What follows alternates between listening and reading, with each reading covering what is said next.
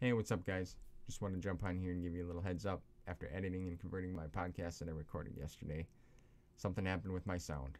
The test run worked out fine, everything was perfect. Then once we started recording, it was on my end. I looked on the back and it was something with my cord. Looks like there's a couple nicks from my cats. Go figure, hey? But Ben sounds great. He does a great job answering my questions, and we have some really good conversations. So it's worth a listen. But it'll be all fixed for next time. You have my word. And until next time, I'll see you guys soon.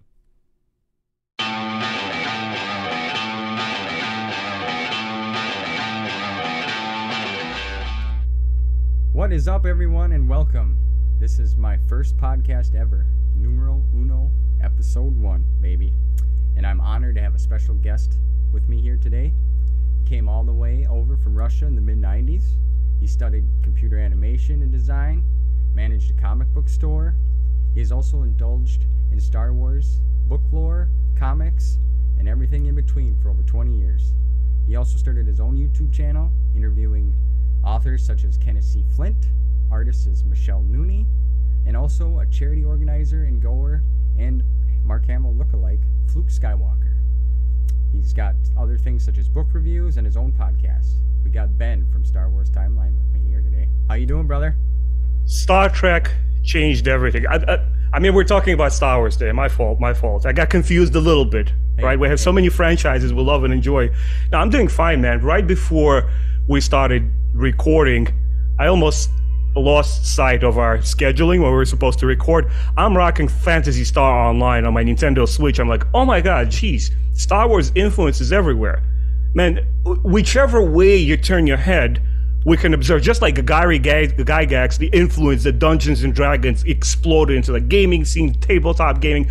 Same with Star Wars, man. It's fascinating. It's such a pillar of American pop culture that I don't know where we would be in terms of entertainment without it.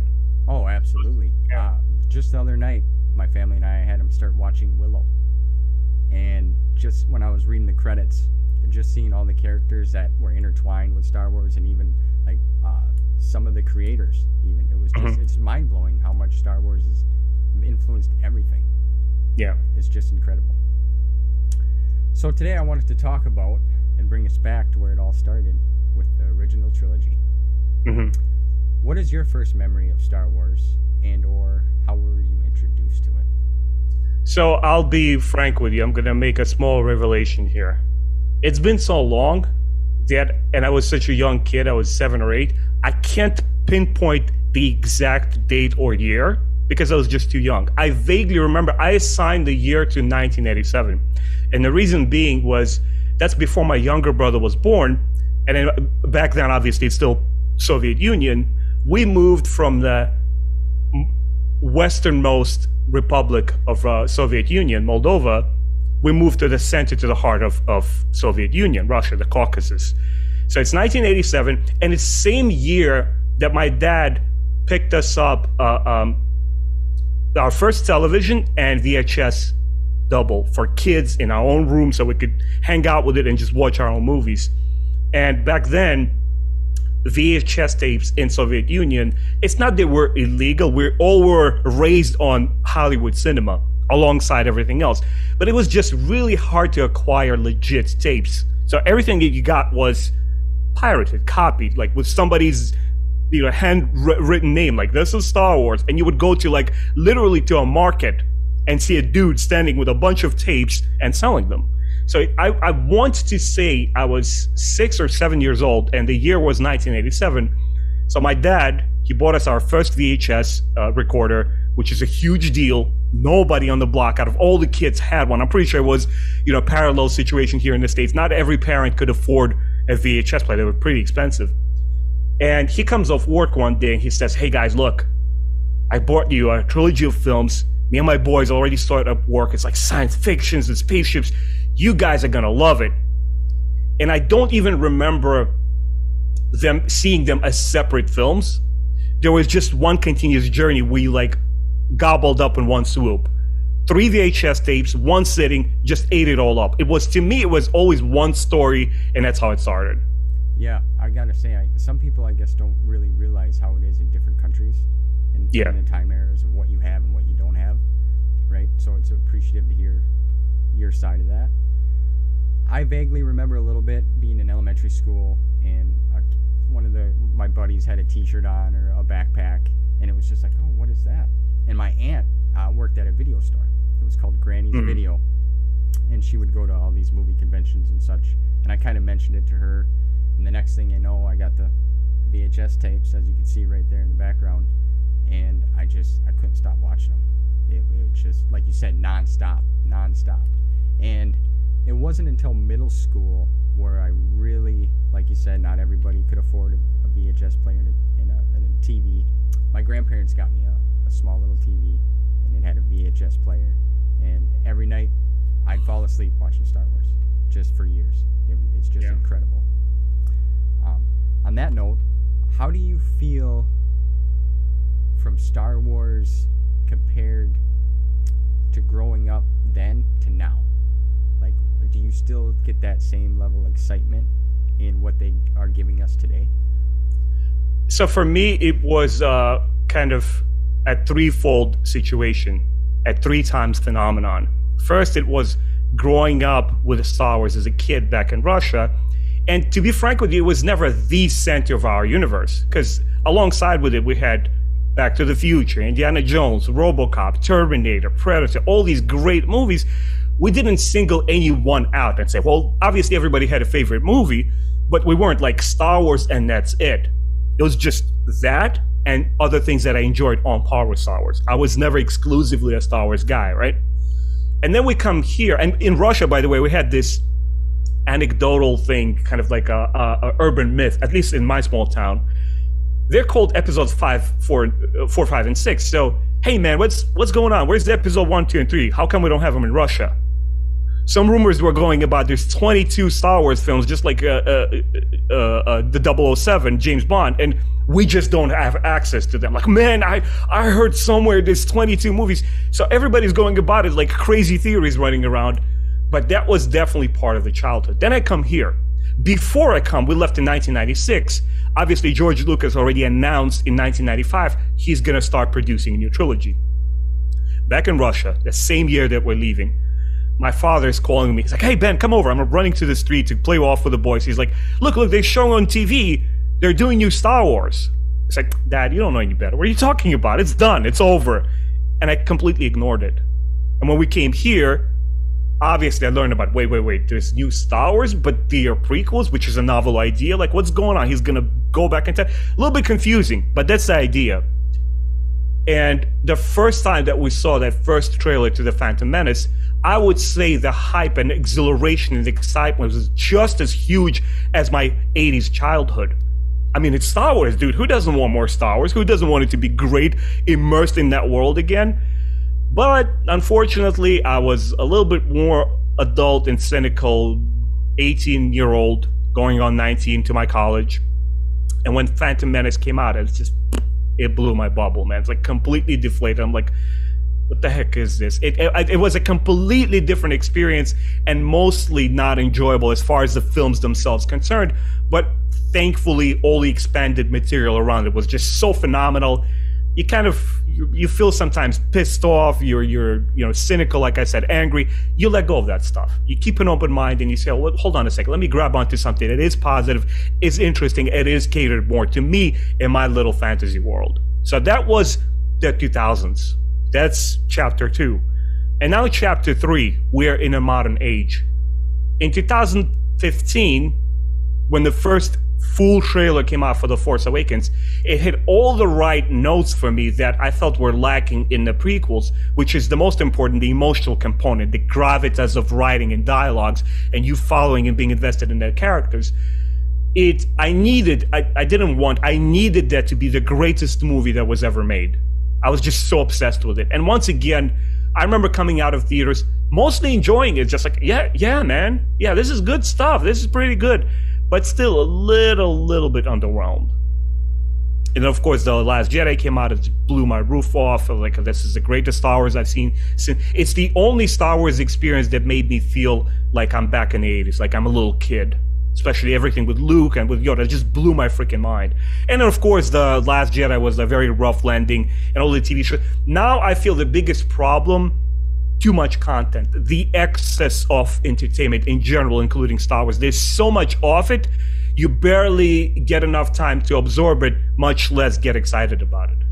How about yourself? Maybe you have a completely different take on it. I don't know. Yeah, the prequel era, we kind of grew up around the same time era, you and I. And to me, the prequel era, The Phantom Menace, blew my mind. I was excited again. The Clone Wars, yeah, and then the Revenge of the Sith. Everybody loves Revenge of the Sith. It's not a terrible movie. I mean, it's a part of the story, the core of the story of what happens there. But when I watch a prequel film, I immediately pick The Phantom Menace. It's my go-to. I think maybe it's because of all the hype that was around it during the time.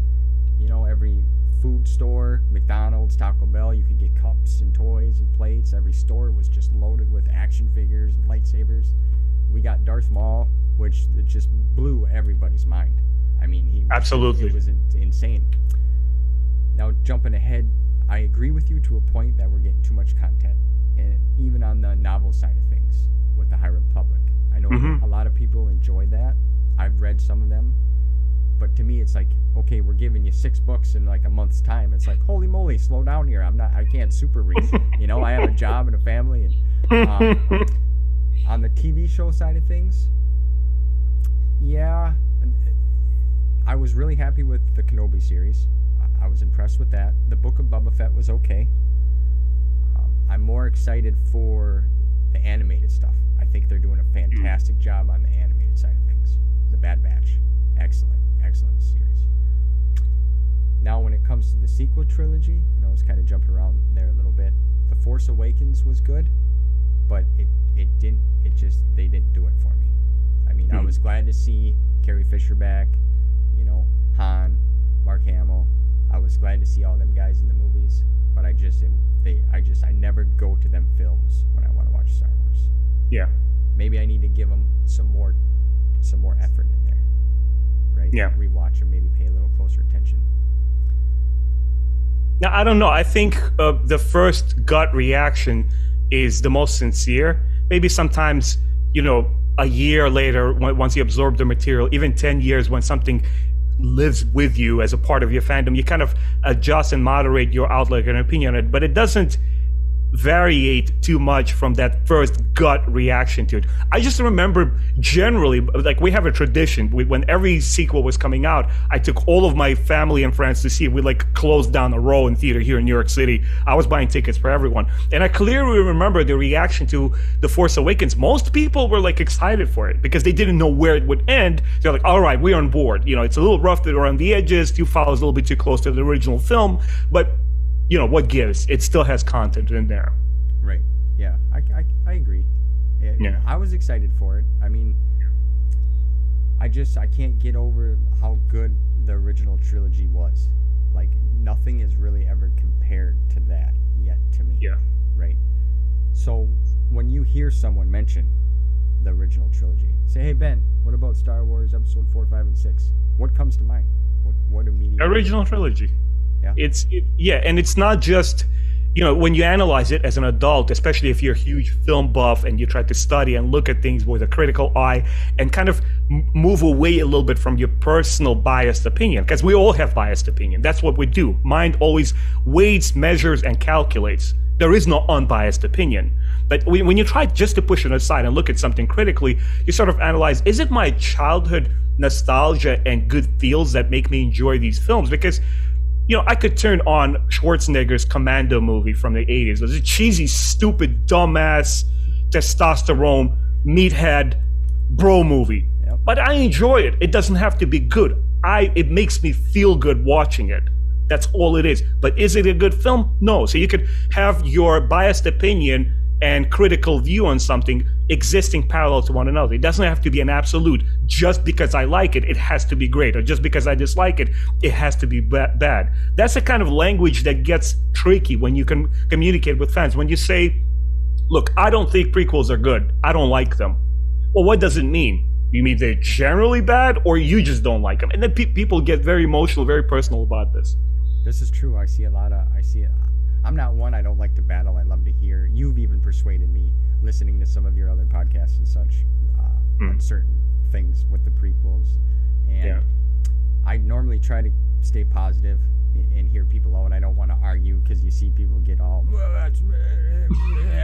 and it's like, whoa, this is supposed to be something we enjoy, not let's go outside and go at it, Right. But them are fans too, and you got to appreciate that they care about that, the story and what it means to them a lot, Yeah.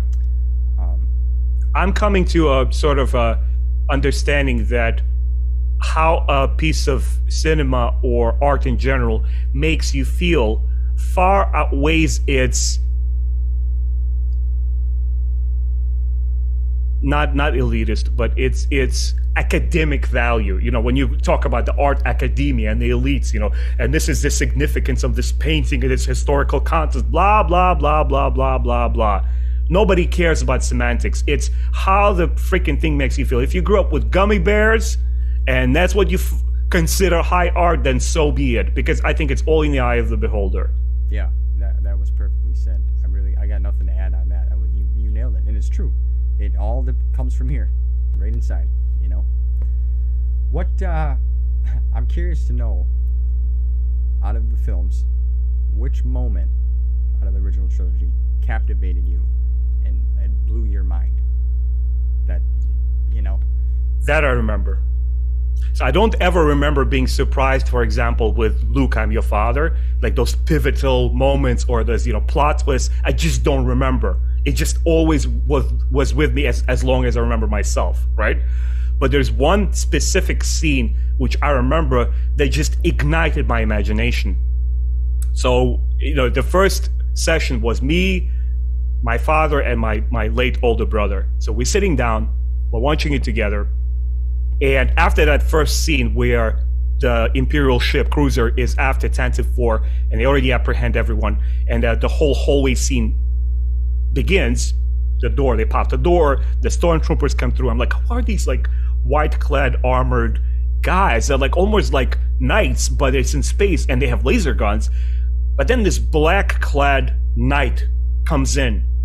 And what immediately I kind of started calculating in my mind as a kid, all right, so there's many of those guys, but they're all white. And it's only one of this guy, dude, he's obviously standing towering over them, and he's swaggering about he's the only one that has a cape. He's got to be important. And my first question was, hey, are there more dudes like him? There's got to be, because obviously if it's Empire, it's so huge and big, and it has a whole galaxy it's around, it's got to have its generals and forces. So it was my visual infatuation with the character of Darth Vader being as one of the enforcers of the Empire. And how it activates a kid's imagination of the story that lives outside of the borders of the movie frame or painting borders, and you kind of fill it up with your imagination. Yeah, they hit you with a pretty big scene right there in A New Hope. I mean, that happens, immediately, and it's just kind of like, whoa. To me, there's so many, but the one that just comes to me right away is in Return of the Jedi, when Luke is on the platform and he signals R2 and he dips down, flips up, and catches that lightsaber and ignites it, and that green saber, man, and he's all dressed in black. I was just like, wow, amazing. I got action figures because I just love that portrayal of him right there. It just immediately comes to me. Let me ask you this question: when you were in the moment, like as a kid watching that moment, what was the most important thing? What that scene meant, what it stood for, or just like the visual badassery behind it?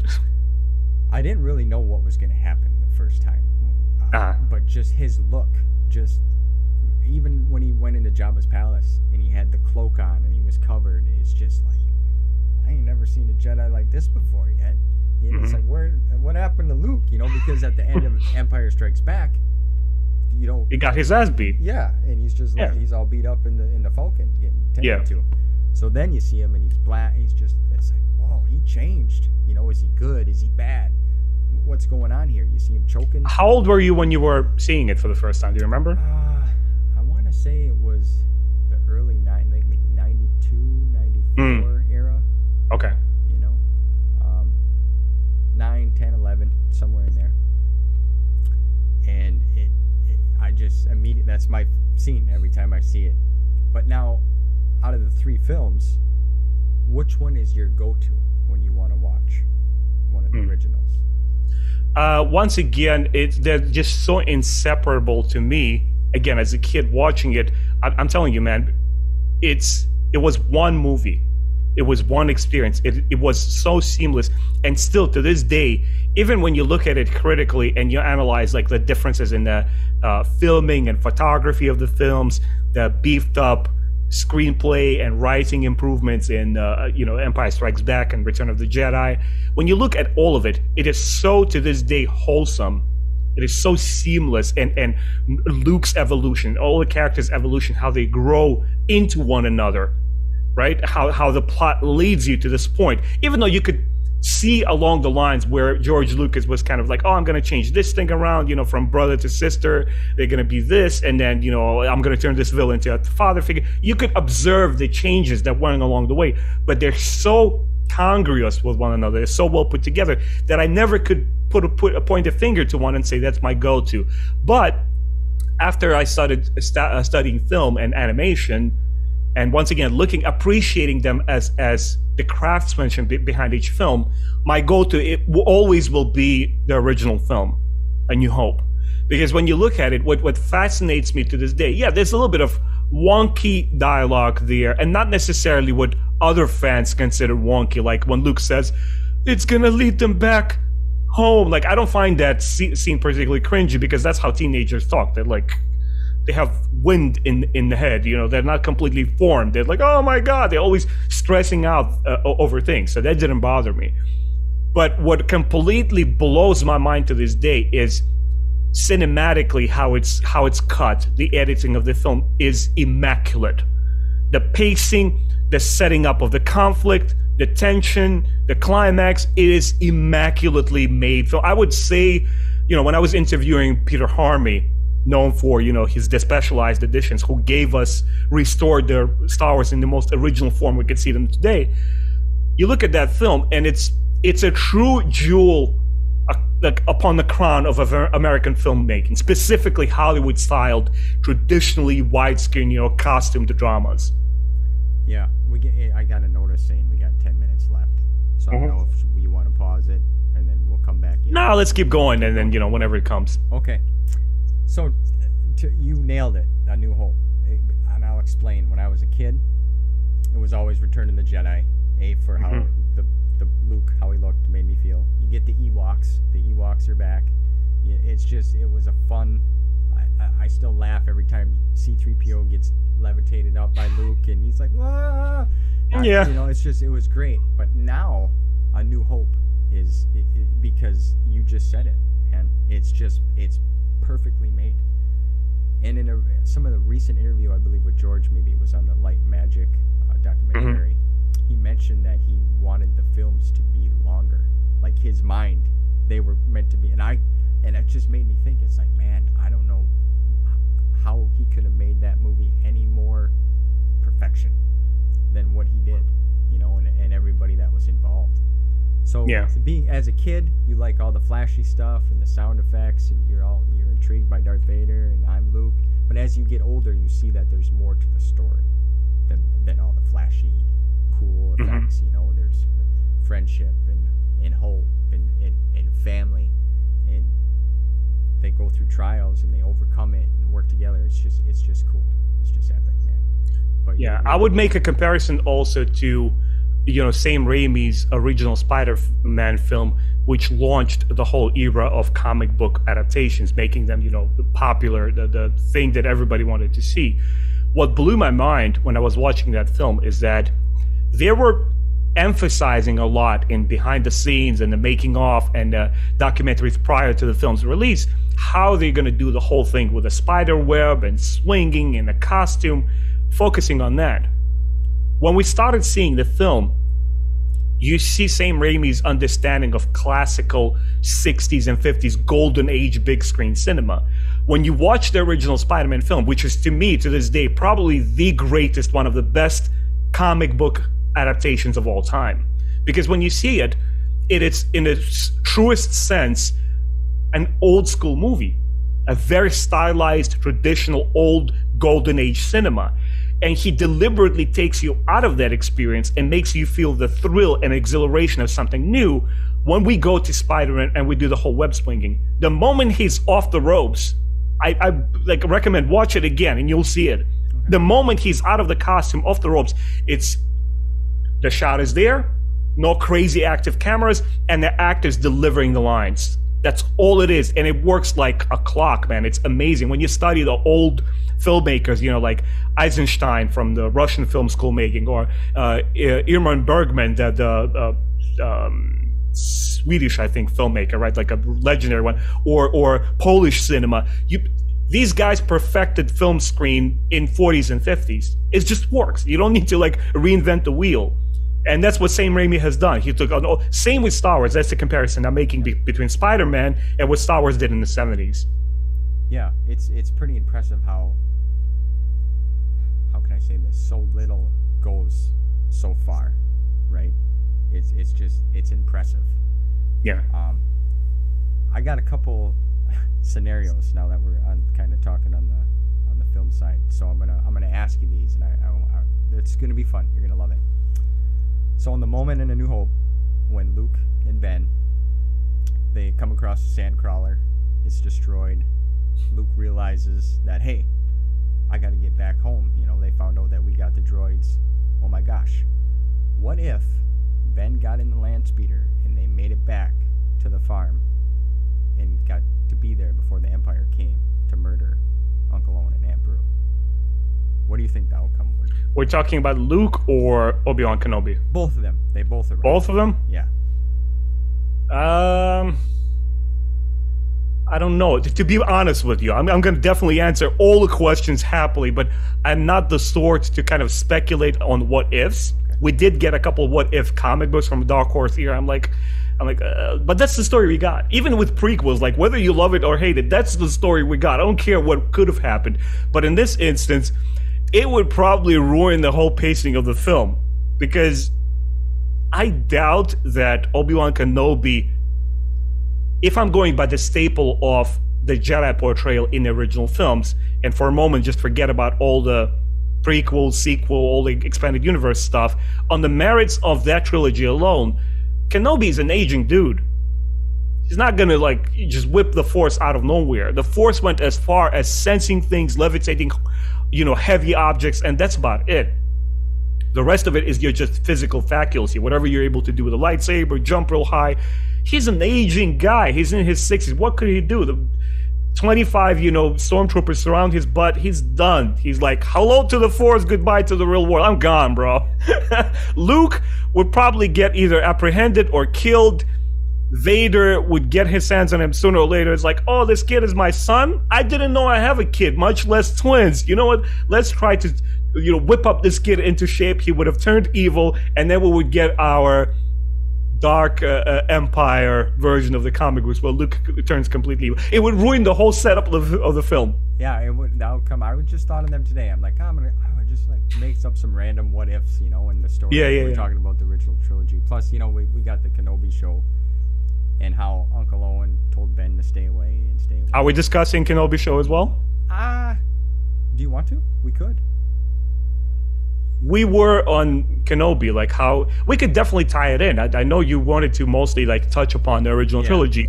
I'm hearing from Jimmy and, you know, Josh, the guys that I podcast with, you know, Star Wars on High, that to them, that show seamlessly weaves into the original trilogy and complements the character of Kenobi. Since we are on the topic of Obi-Wan Kenobi with your what if question, what was your feeling on it? Like, how did you feel about the, not only about the story that is presented, but how it was executed? I thought that I didn't expect the way that it went. I didn't expect it to be about Princess Leia. I try to stay with all the spoiler talk online. I don't want to get influenced by any of that. I'm not on social media much. You know, Facebook, it's about it. So I try to not see what was released. So I had no idea it was about Obi-Wan's relationship with Princess Leia. Yeah. And let me tell you, little Leia nailed that part. She was adorable, spot on. You could see the attitude of, Carrie Fisher's portrayal of Leia later on. It was great to see Ewan McGregor back. I thought he nailed the Obi-Wan role, picked up perfectly from where he left off in Revenge of the Sith. I wish there was a little more action with Luke, kind of, him watching over Luke than there was. But I really liked the interaction with Vader and Anakin. I didn't see that coming through when he jumped off and slashed his face, and he got to finally tell Obi-Wan that, hey, I did this to myself. This was on me. I thought that was perfect. Mm-hmm. And then the ending was just, I got emotional when he finally went up to Luke and said, hello there, and then seeing Qui-Gon come back. I love Qui-Gon. He's one of my favorites. So to see that was, everybody was like, oh, he's going to be in there. I really thought he wasn't. I'm like, they didn't bring him back.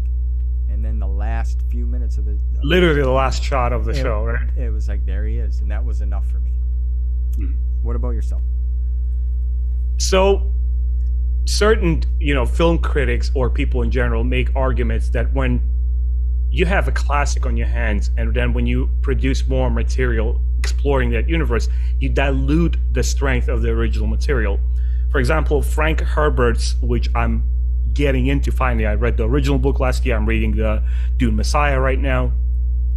A lot of his critics, fan critics, people who enjoyed the original book, were saying that with each consecutive books, he wrote the original 6, and then later on his son and Kevin J. Anderson, popular Star Wars author, probably one of the most popular science fiction authors working in the industry today, they started, going on and further expanding that universe. By the way, I have all of their books. I have yet to read them. But the idea was that after each consecutive books, it just wasn't as strong as the original, and it only took away from the impact of the original. So when they were announcing Kenobi, I was always of the mindset when I first got into Expanded Universe in late 90s that Star Wars works best when it breaks new ground. Instead of reiterating the past, making overtures to the common themes that we were familiar with, character tropes and so forth, it is always best when it's like, no, I'm gonna go Disney plus Vision style, off the beaten path, kind of like completely crazy, buck wild ideas, and we're gonna just throw it up on the canvas and see whether it sticks or not. So when Kenobi is announced, I'm like, okay, let me keep an open mind. I wasn't excited, honestly. What I wanted the show to be is to do right by you guys, by fans of the prequels, by especially kids who are younger than you and I, who grew up and cherished that trilogy so much. Because why? You got Ewan McGregor version of Kenobi, not mine, Alec Guinness version. You got a different sort of interpretation of this character. So do right by them. When the show started, I was sort of kind of on board. Like you said, there are moments in there which I thought had merit in them. Obviously, Ewan McGregor, I was so pleased just for the fact that Hayden Christensen is back on board. I never had problem with his acting in the prequel films, and I don't understand why fans hated it so much. Yes, the writing wasn't great. George Lucas isn't the best actor, director in the world, but so what? I think he was charismatic, he was handsome, he definitely had stage presence. I was happy that he was back, the little girl portraying Leia. But to be honest with you, the whole show felt like it's 5 or 6 or 7 episodes of them genuinely coming from the heart and trying to do something that fans would enjoy. Like that, intention was definitely honest. And I think is the case with all new Star Wars. Like, who in their right mind would want to sabotage deliberately the franchise that George Lucas created? All the people working in it right now, Dave Filoni, Jon Favreau, they're fans of this stuff. Deborah Chow, right? They want to do the best by fans. It's just the nature of the business is sometimes it just doesn't, the alchemical process doesn't work. The potion is a spoof and you got to start over. So I felt this was the case with Kenobi. Just to me, it didn't go there. It felt like they were trying to add more to the sculpture that is already perfect. I didn't feel that it asked the right questions of Kenobi. I didn't feel that it's dealing with the right kind of things. And the only hook to the series was that the surprise. How are we going to take Kenobi out of retirement and back into the field, so to speak? How can we make him a viable character again who is participating in the galactic events? Well, the obvious answer is Luke. He's got to look after Luke. He's got to make sure the hope is there. Because we're only learning in episode 5 is like, no, there is another hope. Episode 6, it's Leia, right? But as far as we know in this timeline, it's Luke. And they sort of rickroll you with the whole Leia thing. To me, it felt like it was just for the sake of being different. And for the sake of like, we're going to flip the script on you. And we're going to try something different. Let's see if it works and doesn't. I appreciate that it was made. Once again, I appreciate the fact that there are fans out there like you, which internalizes like, oh my God, at the last shot, I'm seeing Qui-Gon Jinn. It is amazing. Even the moment with Anakin, when you see him through the helmet and he says, Master, you didn't kill Anakin. I have. Even that touched me. I'm a closet prequel fan. As much as I criticize them, there are moments in there that genuinely touch me. And that was one of those moments. But overall, as a whole thing, it just felt like it wasn't well thought through. It didn't merge well with the original trilogy. But more importantly, I felt that it didn't do disservice to their prequel trilogy, but it didn't do anything to enhance them. It's just sort of kind of there on the periphery. If you enjoy it, man, more power to you. Yeah, I don't think it hurt episode 4. It didn't add, like you said, it didn't add nothing. I totally agree. It was just something to excite the prequel. Like the prequel, a lot of prequel fans, especially the younger ones, like you said, younger than us, they enjoyed it, but then Hayden got a lot of hate for that, and Ewan McGregor too. But now looking back, they didn't, like you said, they didn't do bad at all. I was glad to see them both return. They both looked good. They both looked healthy. Their acting was spot on. Can we say it's nostalgia and it's okay to have just like a player nostalgia too sometimes? It doesn't have to be great, epic symbology everywhere. How Star Wars fans, like, they see like somebody's toenail. There is symbolism in there. Perfect, man. Perfect. Yeah. That's hilarious. Yeah. I'm glad, like you said, nostalgia. And it's been how many years we got to see Vader and Obi-Wan on screen too. Right. That's another thing. 20 years. I mean, that's crazy. That's a long time. I have some fun stuff here. I like to mix it up. Just as chill. Go for it, man. Let's do it. So, who would win between Luke and Vader versus Han and Chewie in a laser tag fight?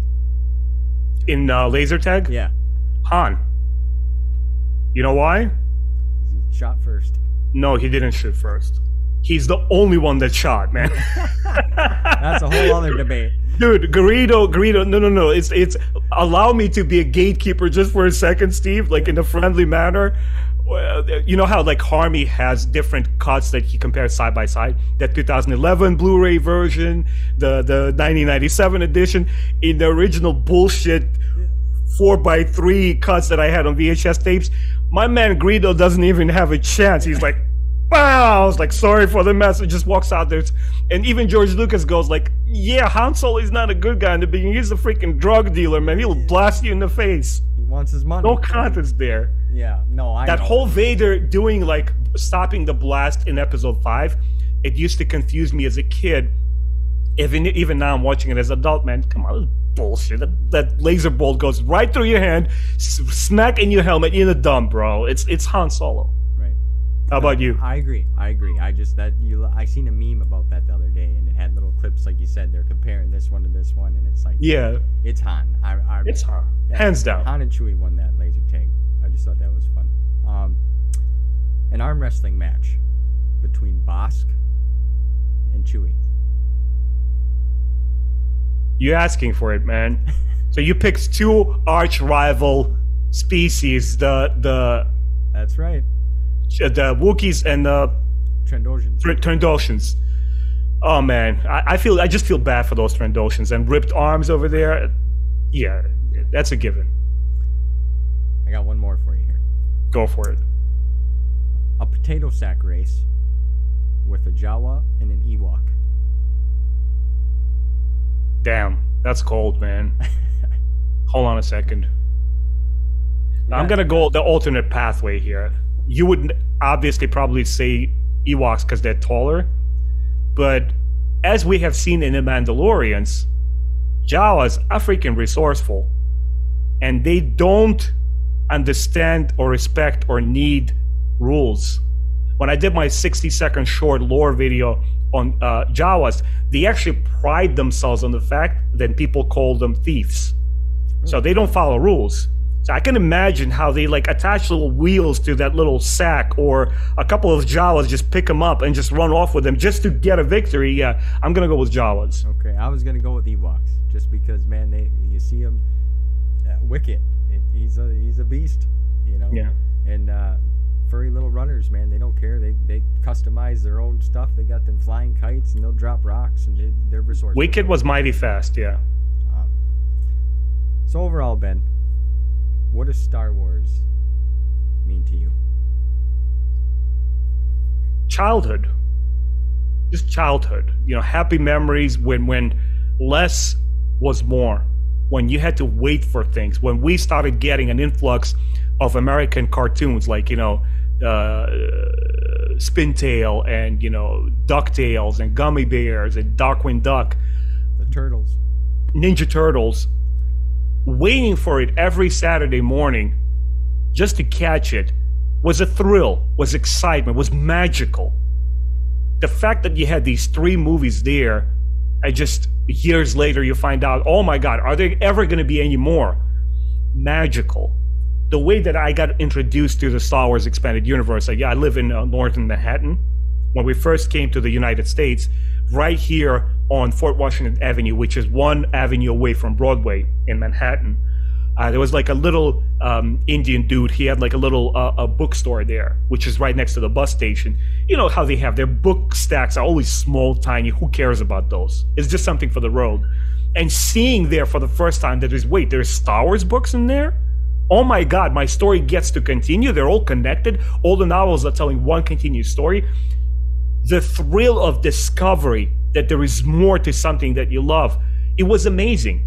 It's I sort of feel in a way bad for kids who are like, with a snap of their finger, everything is at their hands. Like, I want to watch this today. I want to watch this now. I want to buy this video game tomorrow. There's like, I don't know, man. Can I make a video game comparison? Absolutely. It's like, there's so many video games out there today. If I show you my shelf, I have like games which will literally last me a lifetime. I played like maybe 1 or 2 of them. And then in 2020, finally, after 20 years, Final Fantasy VII Remake comes out, which in my heart of hearts, I knew it was bound to be always made because it was the most requested remake of all time, and it was just inescapable. They were just pulling our legs. Oh, it's just a technical demo for PS3, blah, blah, blah, blah, blah. When it finally came out, Steve, I was thrown into my teenagehood once again. I forgot everything else. Everything else was moved to the side, and it felt amazing again to catch that little note, to catch that little emotion, that feeling that, oh my God, I'm experiencing something that stands above the rest, like this, like a towering mountain. That's what I kind of hope for Star Wars to be again, what it meant to me as a kid. Not that it was better than something else, not that it was the only thing that I enjoyed. It just stood right here, man. It was just like part of the childhood. It made you feel special. Yeah. The comparison with the video games and Final Fantasy VII, that was my ultimate game growing up. I got 2 memory cards full of saves still.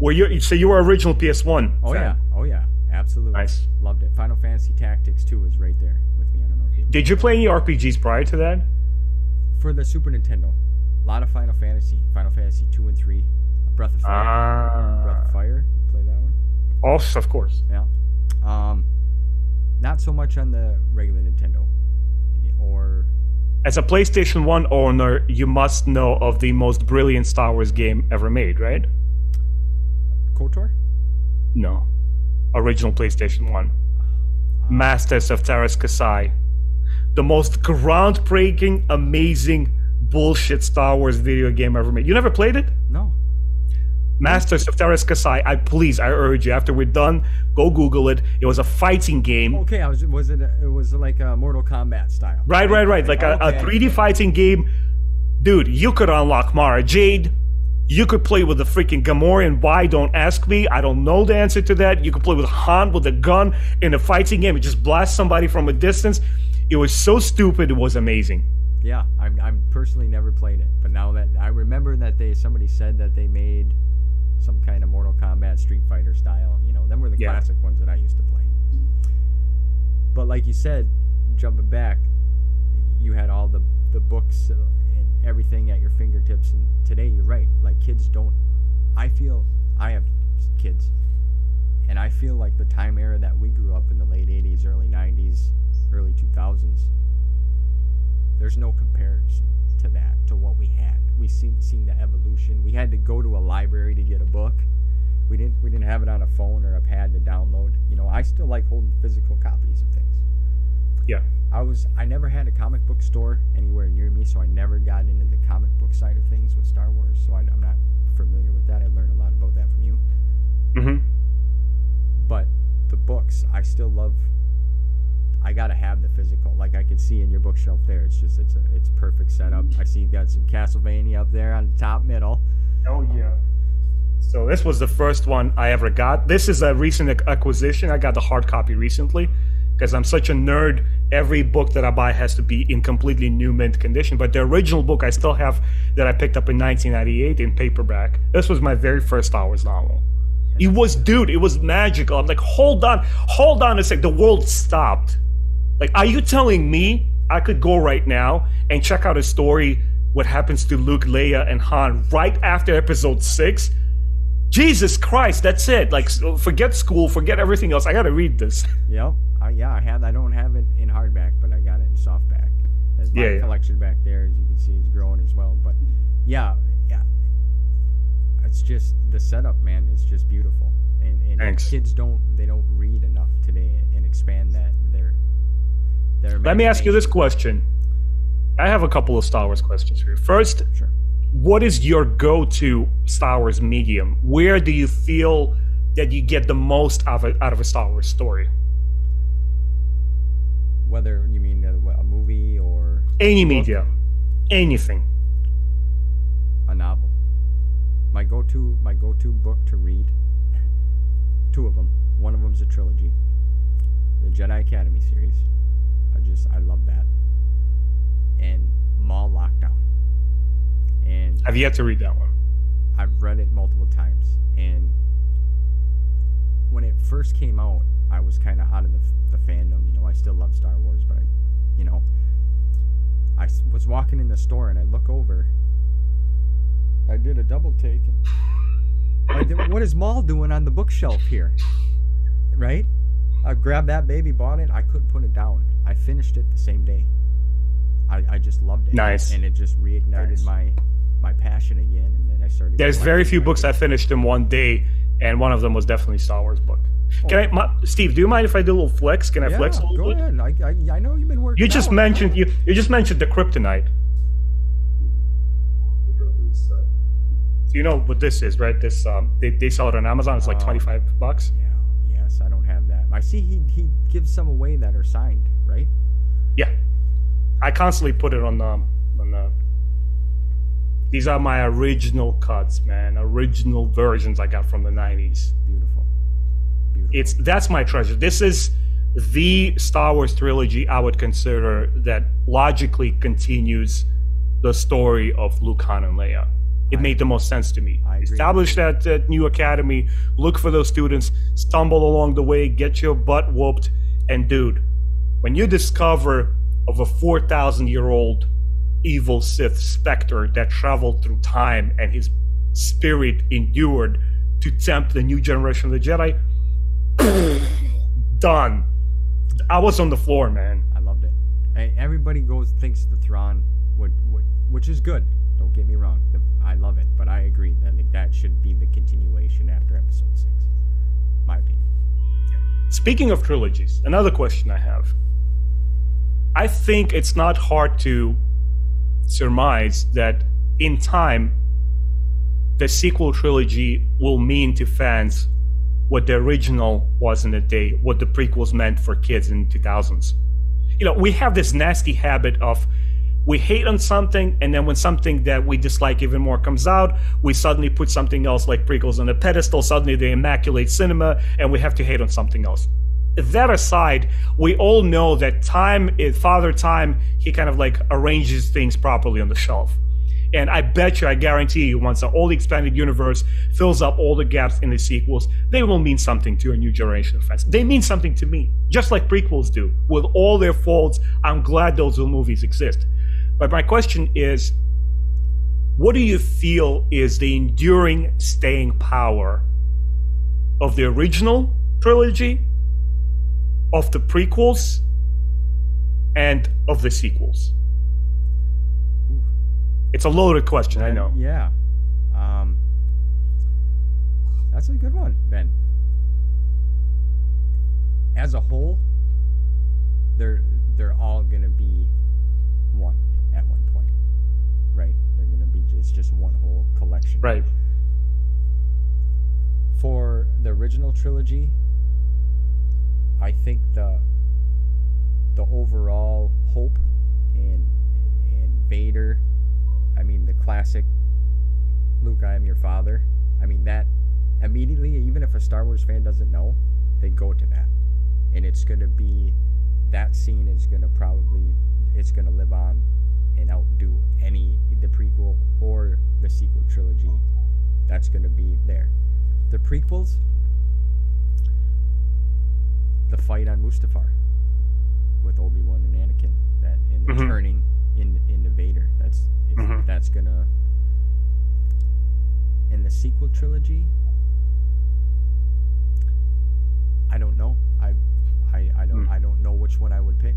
I know you're a big fan of The Last Jedi. Am I correct? Right. That's You've grown to really enjoy that one. Yeah. I'm not sure. What I would say with the originals, it will always be the power of its storytelling, the power of myth. To me, Star Wars was always about Luke's journey. I never embraced George Lucas's, because we know the man. He's a very eccentric person. He kind of like doubled down on his ideas, and then several interviews later, a couple of years later, he was completely against his own ideas. He's all over the place. It's all right. It's a creative mind, and his mind is so full of imagination. I will always be grateful to George Lucas. He's the all-father. He created this sandbox for all of us. But it was never the fall and rise of Darth Vader. To me, the original Star Wars was always about Luke. So I feel that the original trilogy will endure on the strength of its powerful story, which to me is still the most powerful out of all trilogies. The prequels, even back in their time, were technical and visual wizardry. Now, some people blame their faults that George Lucas was too infatuated with the new tools, the CGI, the visual stuff, that he didn't pay enough attention to the actual story. But you have to admit, they are brilliantly looking film. Blue screen or not, CGI, digital is still art, and magnificent art at that. And all of those artists are traditionally trained first before they jump on the computer. Even when you look at it today, I was just rewatching, I'm on my prequel marathon right now. I watched episode 1, which I'm telling you again, years after I'm seeing them, there's so much stuff I find to enjoy about each one. I rewatched episode 2, which I believe was almost entirely blue screen, and episode 3 was completely blue screen. You won't look at episode 2 right now, and you tell me that those CGI characters, Jar Jar Binks was the fully voiced first CGI character. It still looks freaking magnificent to this day. So I feel that the prequel trilogy will always have its staying power for pushing the film industry visually on a technical level to a new height. It was the avatar of its day. People were just like, what the heck am I looking at? This looks insane. He created worlds around there. Forget the story, man. Look at Mustafar, look at Coruscant, look at all these places that you look at. They look amazing. Kashyyyk. Now the sequels, I feel, will eventually solidify themselves. It's inescapable. love it, hate it, they already are part of this larger tapestry of storytelling. They will enter into the annals of the experimental years of Star Wars.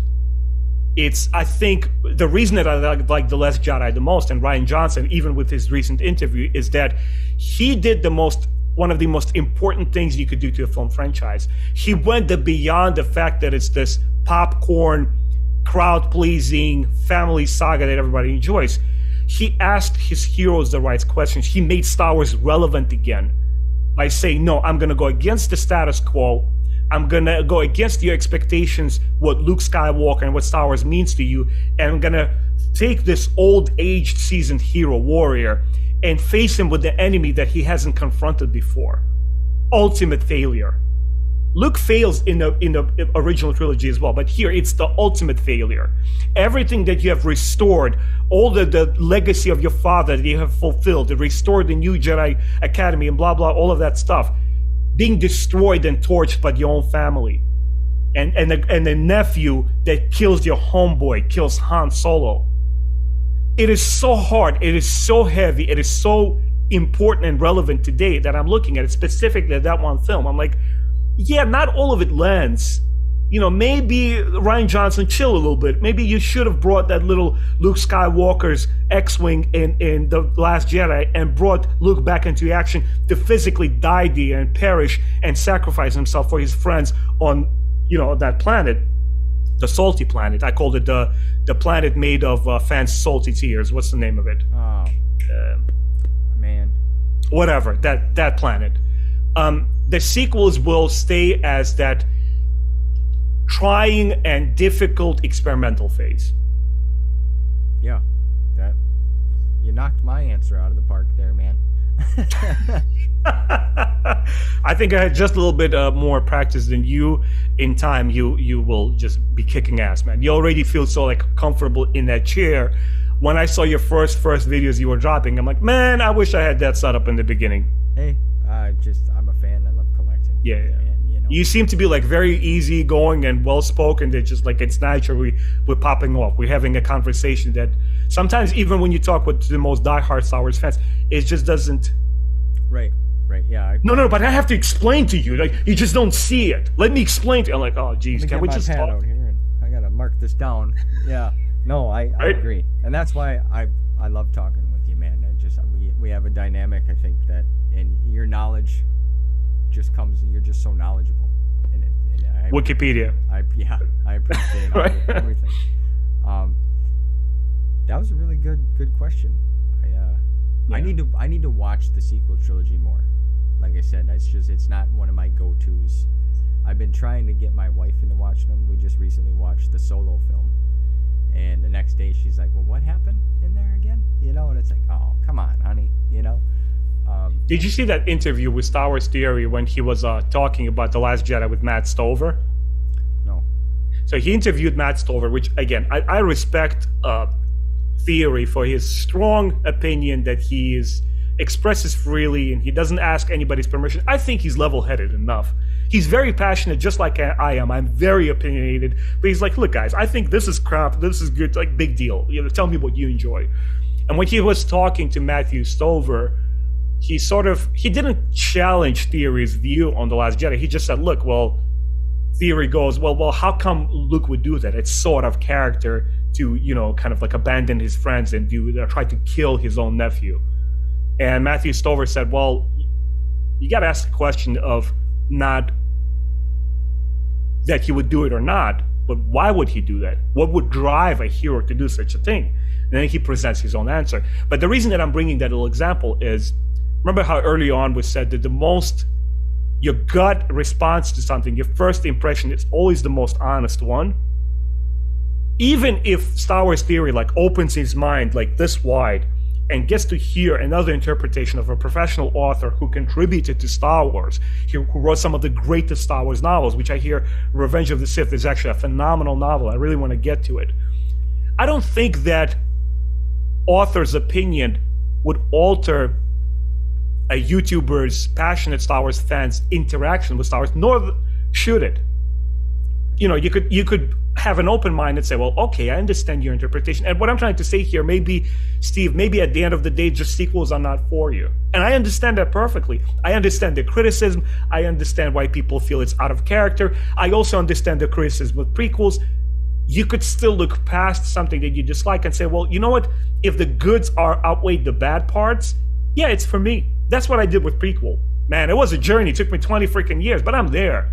Thanks to all the EU novels, like when you read something like Shatterpoint or, The Labyrinth of Evil, A Dark Rendezvous, or MedStar Duology, you can't front, like, dude, this is amazing literature. What am I going to do? Sit and frown all day that I didn't like prequels? I'm going to dip into that cake, man. I want that sweet stuff. Give it to me.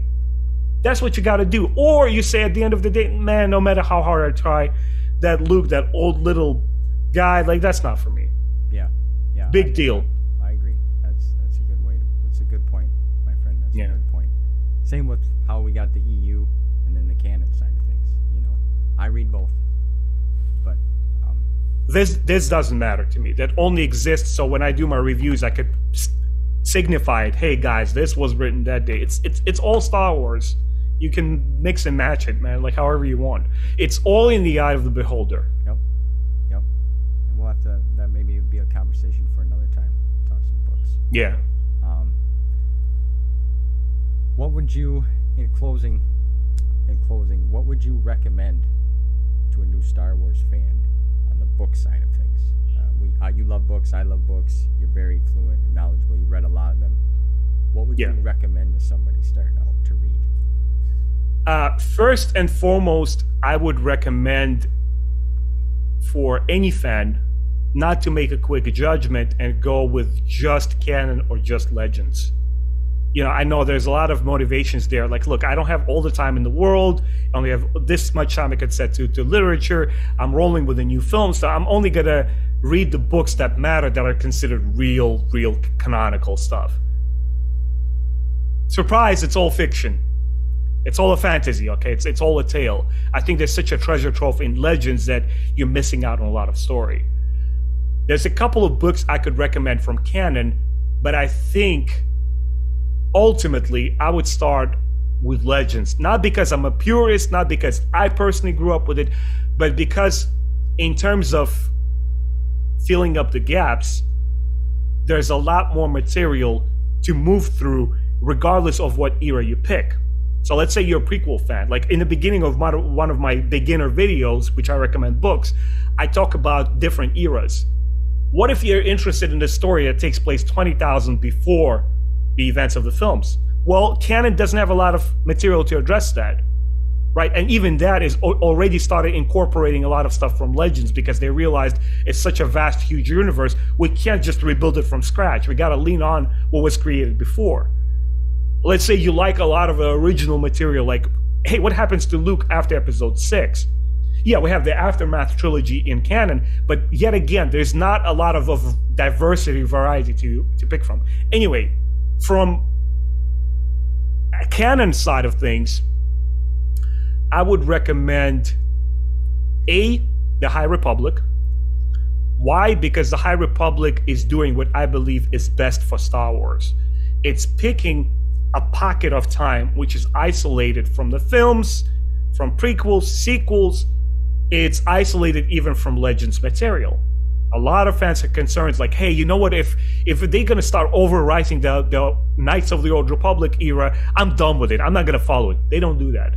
They even honor what came in the past, and they make allusions to stuff that happened in the Star Wars Legends, but they're saying, we're just own little pocket of storytelling here. Take it or leave it. All new characters, all new Jedi, a whole new thriving era of the Jedi, which you would think it's a golden age, everything is butterflies and sunshine, and suddenly it goes awry, everything goes freaking crazy for them, and it thrusts you in the middle of, conflict, and literally fire is there all over the galaxy. You're like, oh, it is so exciting, it is so bold, it drives new adrenaline into the franchise. I would start with the High Republic. If you want just a solo book, I would say Lost Star. That book basically combines all of the original films, all 3 movies. It manages to tell a new story with them, which is absolutely amazing. Great book. Master and Apprentice. this is coming from a Star Wars prequels critic, that book will literally blow your mind. I have not seen a more in-depth look of a relationship between a Jedi Master and his pupil. I like to say pupil because I don't like the Padawan word. I like student or pupil. Just master and student. Amazingly done stuff. Now, when it comes to Legends, dude, there's so much. Whether you're a prequel fan, let's say you're a huge fan of the politics in Star Wars. James Lucino's Cloak of Deception is my #1 recommendation. The conniving, super intelligent, super tricky chess player Palpatine that I wanted to see in the films is in this book. He is playing the 20-year game that which Jedi were not even like alerted to way before the prequels. Amazing book.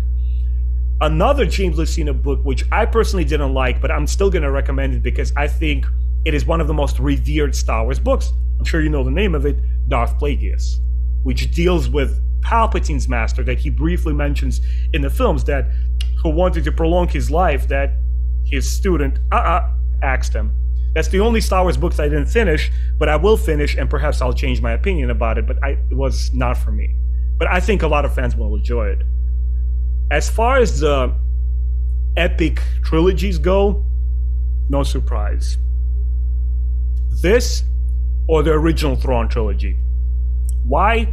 Because these 3 books are caught in a time capsule of Star Wars literature where everything is darkness, everything is a big question mark, and Lucasfilm gave these authors free rein. He said, guys, we don't know what the larger universe is. You create it. And gave them completely free rein as long as George Lucas approved and said, well, this is a little bit of a no, make sure this character does that, but otherwise have a hack at it. I would say either the Jedi Academy trilogy, which to me is to this day the greatest Star Wars books that were ever written, just amazing stuff, or the Thrawn trilogy. Couldn't agree more. Them were all great recommendations, my friend. Yeah. Great. I'm going to put a link in the description below for your book recommendation list, your video that you did. Got me started on my journey.